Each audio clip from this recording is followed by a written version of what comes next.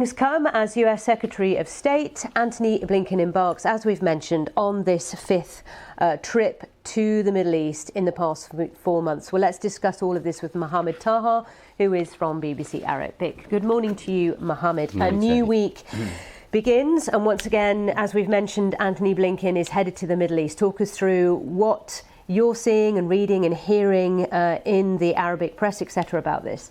After we were talking last week, Sally, that the truce was imminent. Now, after many statements from the Israeli Prime Minister Benjamin Netanyahu and some of his ministers, we can see that this truce talks need some work. Benjamin Netanyahu still do not want to stop the war, do not want to withdraw completely from Gaza. He still thinks that he can get out the hostages with a military action, and there is that mounting pressures on him from the United States and from inside Israel for him to accept this truce. And some of these efforts are made by the US Foreign Minister Antony Blinken.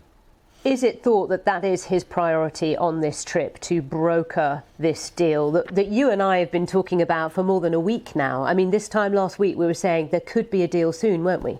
Yeah, of course, this is on top of his priorities. That's why he's starting his visit from Saudi Arabia. Apparently, Benjamin Netanyahu wants to widening his choices a little bit. So if he would stop the war, he wants to appear in front of his people as he is going to broker a peace deal with Saudi Arabia, so this could support his government. Practically, Sally, if Benjamin Netanyahu would accept a ceasefire or a long ceasefire, that might mean the fall of his government. That's why he's pressing into Khan Yunis. There are 127 people died in the last 24 hours, and there is intensified fighting in Khan Yunis.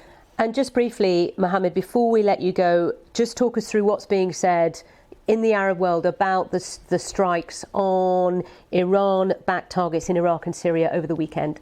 Now, the United States is in an open war in two main places in the Middle East, on the United States striking targets in Iraq, striking targets, as you know, in Yemen as well. And the United States announced that they targeted more than 11 posts in Iraq. At the moment, there are many deaths, and there will be funerals today for the people who died from these strikes. The Iraqis are really furious, and they are saying that the Iraq shouldn't be the place where the United States should retaliate or send messages to Iran or to any other party. In Yemen as well, there are more than 50 strikes the United States made in Yemen, but the Houthis also are replying that they won't back off, and they will keep striking the American ships that is going in the Red Sea.